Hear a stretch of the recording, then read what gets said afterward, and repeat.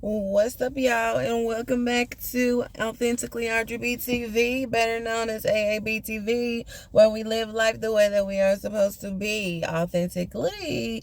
And this is a Abbott Elementary recap video that we do every week. And I am so excited because my girl Taraji P. Henson was a guest star on this particular episode. So let's get into it. All right, y'all. So this episode, we start out by the teachers in the lounge talking about Earth Day, and how they're going to celebrate it during the week or the day, and also about having a long weekend. And each teacher was basically letting each other know what their plans were. So we had Janine, who decided to tell everybody that she's going to Maryland. She's taking herself on a trip. She's always wanted to go to this particular place since she was a child, but she never had the money. She finally saved up enough money, or has enough money to take herself on a trip. And a lot of people are like, girls trip, like, oh, you're going with some friends? And she's like, no, girl trip. I'm taking myself, and I'm going to learn how to enjoy myself, just being me and being my own company. Kind of like a self-care trip. And she talked about getting a massage and all these other things that she has. She showed us pictures of the room. She's very excited. And Barb, of course, who was like her work mom, she's very excited that Janine decided to put herself first finally. She's always trying to do stuff for other people and fix everybody else, and leaves herself last, as people often do. So Barb even mentions to her, like, you know what, I'm proud of you for stepping out of your comfort zone and actually going to go take yourself on this trip. And so as the day goes on, we see that Jacob is having a conversation with Greg, because we all know he is a full-time teacher. He won the Educator of the Year award, but he still doesn't really know a lot of the people in the school. He keeps to himself. He probably gives that little like nod and a little smile as he passes people in the hallway, like I know I do. And he was talking to Jacob about, just getting to know people. So that's what they were basically doing this entire episode, is Greg trying to get to know other people in the school. And Jacob decides to take him into the cafeteria to get to know Shanae, who is a cafeteria worker. And that meetup, that experience was very, very awkward. Jacob and her had the conversation of a lifetime. They had their inside jokes and all that stuff. And Greg, always cuts to the camera looking like, what is going on here? Because we all know he's very reserved. But he talks to, his peers. And he tried to get in where he fit in. It didn't work. She was looking at him like, what? So Jacob was like, okay, this is awkward. So he kept trying through the entire episode to get Greg acclimated and get to know people, because we know he eventually wants to try to be a principal. And he decided to stay at Abbott. So he's just needing to learn who people are, let people in on who he is, and connect. That was like the theme of this entire episode, was connection. And we see Janine. She's back in her classroom, and she's talking to her students, and she realizes that she has a missed call from her mom. Then all of a sudden she hears footsteps, and she's like quieting everybody down. She's like, those sound familiar. That sounds familiar to me. It can't be. I know it can't be. Now all of a sudden, who pops into her classroom?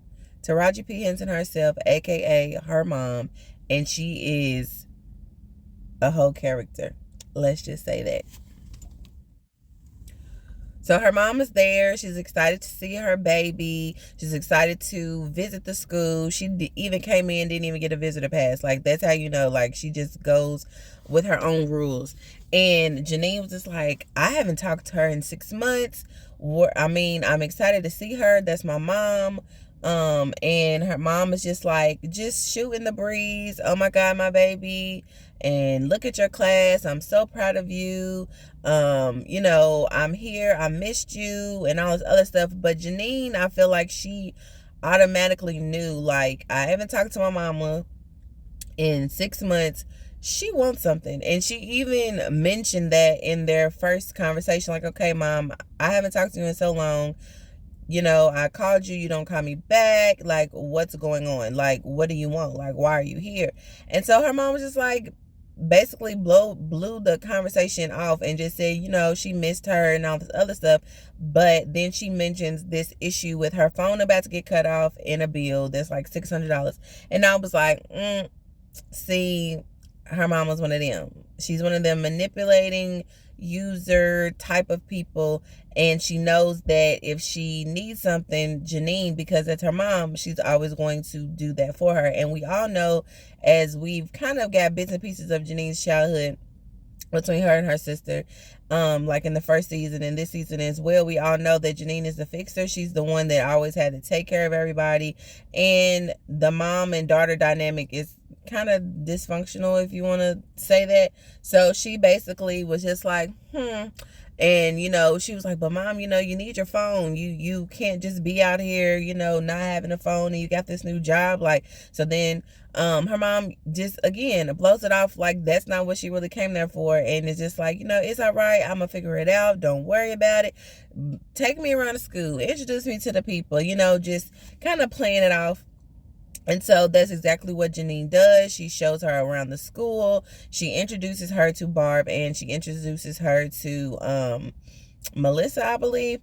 And Melissa off the top could tell that because she doesn't, come around, she doesn't communicate with Janine, that she's there at the school for a particular reason. They don't know what it is yet, but they know like something's up, because why would she just pop up out of nowhere? And she lives in the neighborhood at that. And they tell her, Janine talks about her all the time. But, of course, she doesn't talk to Janine, so she doesn't know who they are. So, of course, they introduce herself. And, she's nice. They, have conversation or whatever. And, but again, like, Barb has something spinning in her head.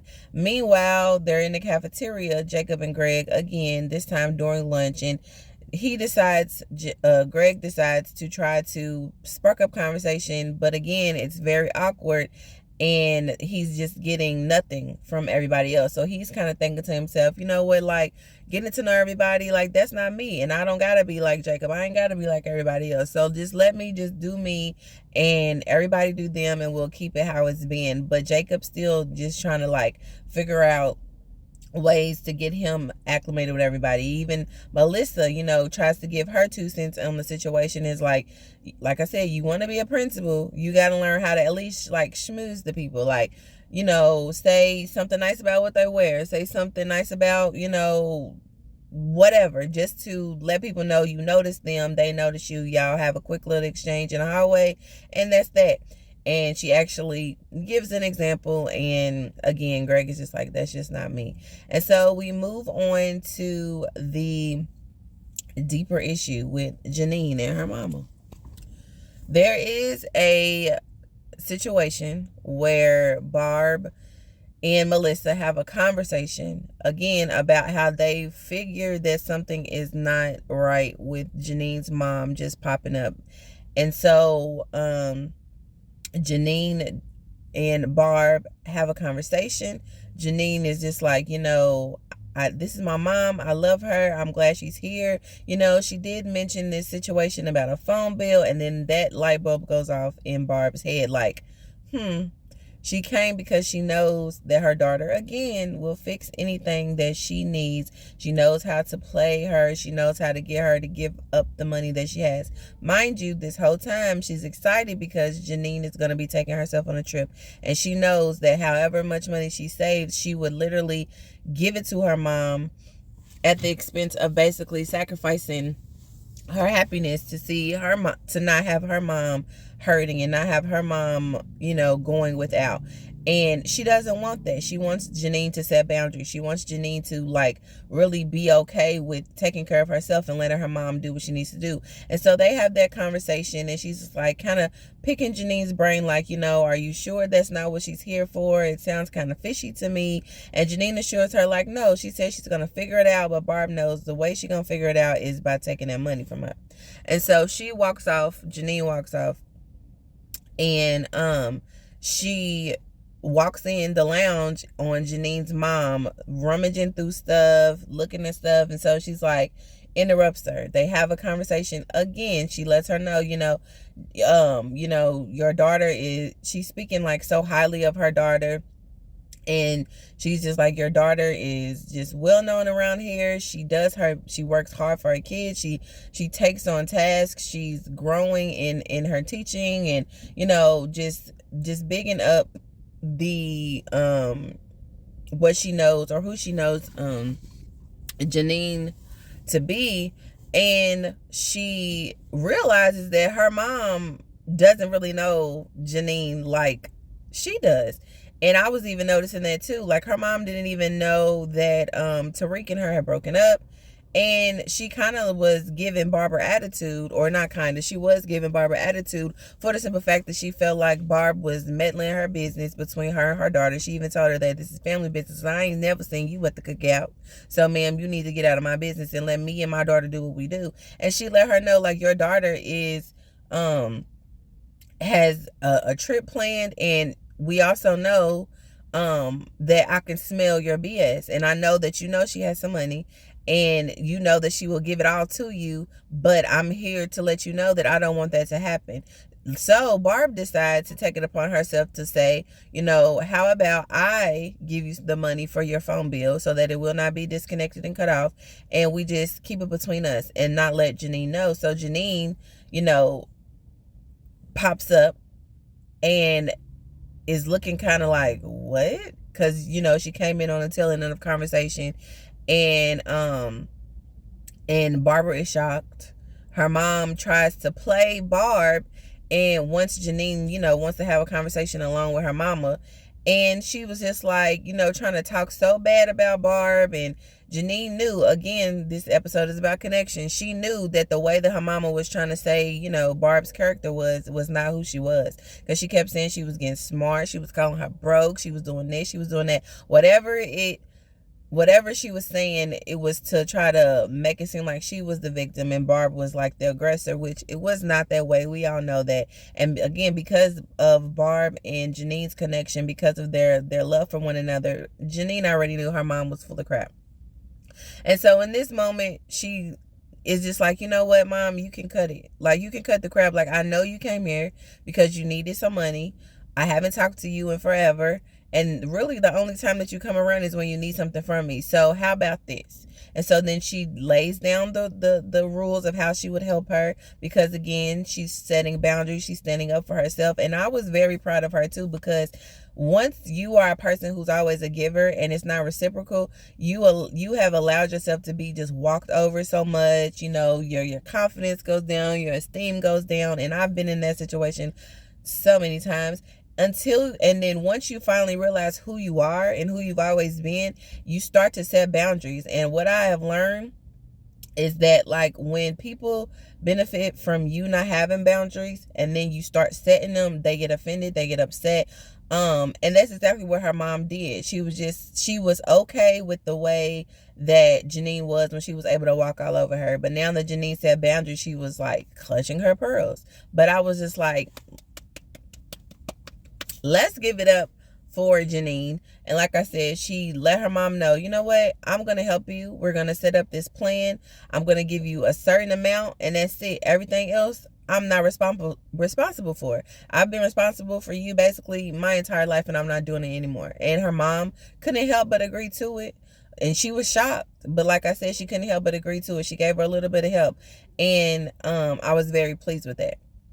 Very, very pleased. So finally, when it comes down to Greg trying to get to know everybody, he decided, you know what? I'm not like Jacob. I'm not like Melissa. I'm just going to do my thing the way that I do my thing. So he was just like, I'm just going to have regular conversation with people and find some type of connection, find some type of thing that we have in common. And that's exactly what he did with Shanae, who was the lady who was in the cafeteria. He's helping them clean up after lunch and all of this stuff. And he overhears her talking to somebody else about sports. He is a fan of sports, baseball, I believe it was. And she said something about she missed the part of the game. So then he's like, oh, this is my opportunity, what I need to do. So what does he do? He has a conversation with her.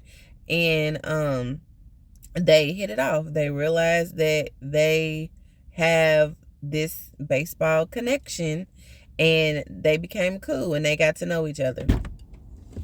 And from that point on is when Janine finds Barb and they have a conversation, and it was well needed, and I love that moment too. All right, y'all. So after Janine's mom and Janine have their conversation, and she sets boundaries. She says she's going to help her do what it is that she needs help with just for this one time. Janine finds Barb. She's chilling in the classroom, and she just Barb first apologizes for overstepping her boundary in trying to go behind Janine's back and help her mom. And Janine lets her know, like, it was just impressive and like just made her feel good that, you know, she found out that Barbara actually cares that much. But she also let Barbara know what she did, which was you know, pay, you know, give her mom some money to have a payment plan, and then told her, no, like, you're not taking all of my money. But she also let Barbara know, like, that's my mom, and it's embarrassing because I know that, you know, she can use me or manipulate me to help her, and we go months and months without talking, but that's my mom and I love her. But there are things that needed to be done on my end, is basically what I took away from the conversation, that I had to say no. I had to learn to say no. I had to learn, because like I said before, Janine's first thing to do was want to fix. And I see myself a lot in Janine, as I've said plenty of times before, wanting to fix people, wanting to help people, and then, you know, how we do put ourselves last, don't really see how, you know, important we are or value ourselves, basically. But we can always pour into everybody else and let them know how good they are. So for her to say no and stand in the no and just be like, I love you, but you got to learn to take care of yourself, like, that is something that just inspired me to keep on going, to keep doing what I needed to do, to say yes to me for once, to do something that I enjoy, to do things for myself instead of always wanting to find a solution. And because a lot of times it bites you in the butt, and but that's always been me, and that's not a bad thing. But like I said, the key is to learn, like, what you should do in those situations. Like, because at the end of the day, you keep saying yes to people, you're gonna continue to say no to you, and that's never good or healthy. So they had that conversation, and she Barbara asked Janine about, you know, I thought you was gonna get a massage, I thought you was gonna do this, and she just let her know that massage extra money, like, that's what I gave my mom so she could pay her bill, but everything else I'm still going to do it. And she was super excited about it. So like I said, this entire episode to me was just like a theme, was like a running connection, because, like, even though Janine doesn't have that mother-daughter relationship that she, like, would want, you know, like she may have seen in the first season with Barb and her daughter, Barb and her have grown, like, super close, to where Barb sees Janine for who she is. She pours into her. She gives her advice. She gives wisdom after wisdom after wisdom.